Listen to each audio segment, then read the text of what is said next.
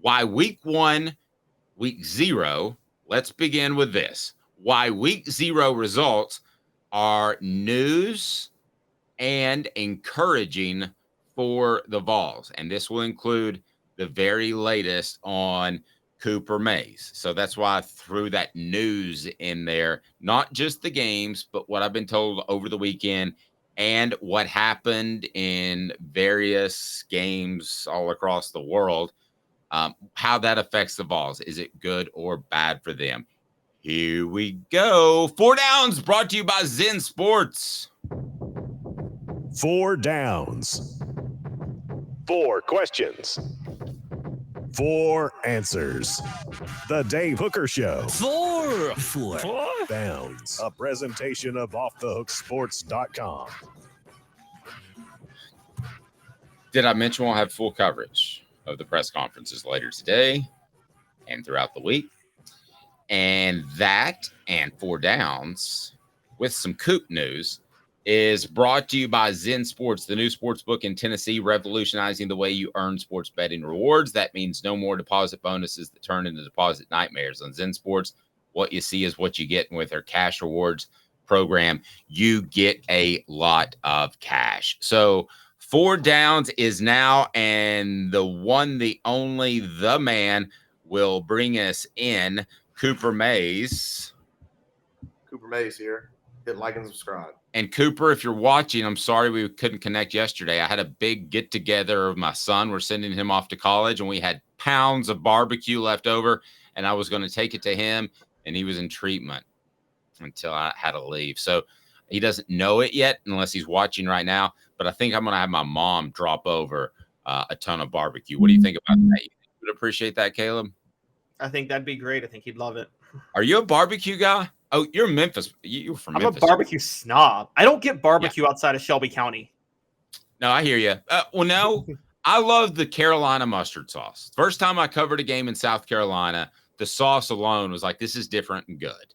You didn't even get the good Carolina mustard sauce, so you got it in South Carolina. It's way better in North Carolina.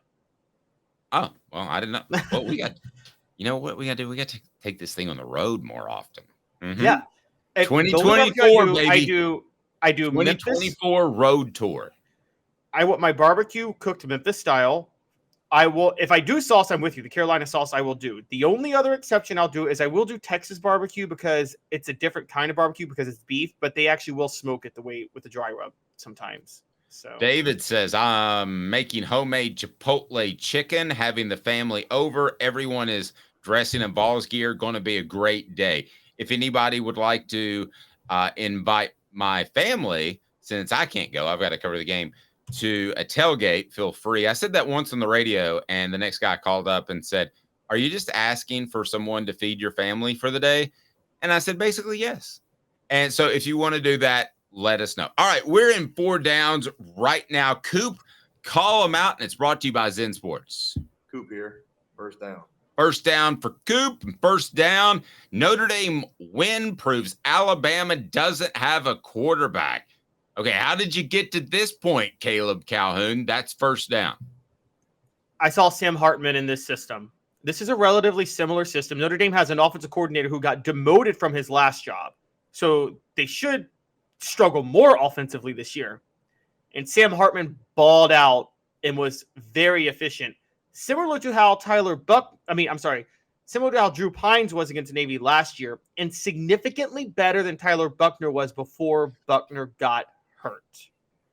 And so what that tells me is that Tyler Buckner throwing 3 touchdowns and 5 interceptions and completing 55% of his passes had nothing to do with the Notre Dame scheme or the Notre Dame talent around him. Had everything to do with him being a bad quarterback.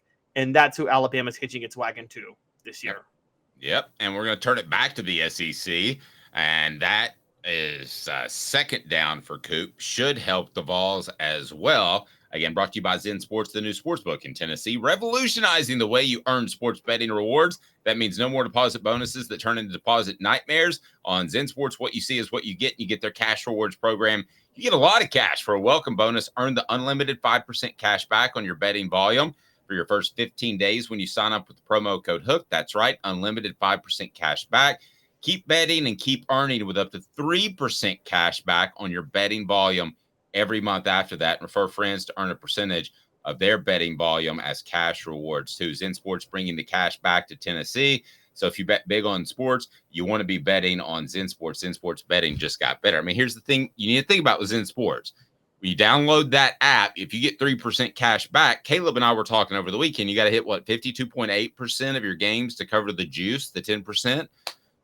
There you go. With your 3% cash back, you are good to go. So what down are we on, Caleb? Second down. Yes. Did we play the sounder? Let's play it again. Cooper Mays here. Second down. All right. Vanderbilt's awful. Seems like we've said that maybe, I don't know, 1 million times in our lives, Caleb. Yes, but worse than I thought. Because remember, Vanderbilt beat Hawaii last year 63-10. They finished last year beating Kentucky and Florida before losing to Tennessee. So you thought, okay, this is a significantly better team than 2021. Clark Lee should have them taking another step this year. They're getting Hawaii at home now. They should beat them by a lot more. They struggled to put them away. Now, I think that Tennessee was always going to beat Vanderbilt, but you always wonder if those lesser level SEC schools could be a bit of a threat. Well, no, Vanderbilt's not going to be a threat. They're not going to be a threat at all. So Tennessee can once again know that they will sleepwalk their way to victory over Vanderbilt this year. Well, and I think too that you're at that point where the talent differential is so different that it used to be Tennessee could sleepwalk and still get a win against Vanderbilt because the talent was so much better. So unless there's a Jeremy Banks type of South Carolina issue, and I don't even think that would do it the week before the game, I think Vanderbilt's on Tennessee's radar of concern, which should be a new bit, shouldn't it? The radar of concern. I don't think they're going to be for a number of years. What down is it, Coop? Tennessee center Cooper Mays here. Third down. Josh Heupel is no Lincoln Riley in a good way. What do you mean, Caleb? Coop? So Caleb? I think a lot of the Calhoun? I think a lot of the Heupel concerns is he Lincoln Riley East, which is to say they have a similar style of offense, but they just don't even care about defense whatsoever. I think that's put to bed. Tennessee last year would not have given up 28 points to San Jose State. They wouldn't have. And I don't think they would do that this year. And what you're seeing is, yes, does Tennessee have some weaknesses on defense? Yes. Are they going to give up more points than usual because of the tempo they run and teams coming back? Yes. But largely their issues on defense right now is just a personnel thing because of what Heupel inherited when he took over. And it has Lincoln Riley, on the other hand, just flat out does not care about defense.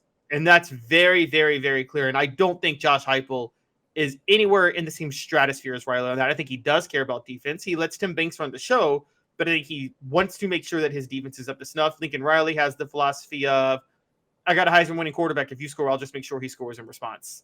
Yeah, and I think we need to take a second to look at what Josh Heupel is doing defensively.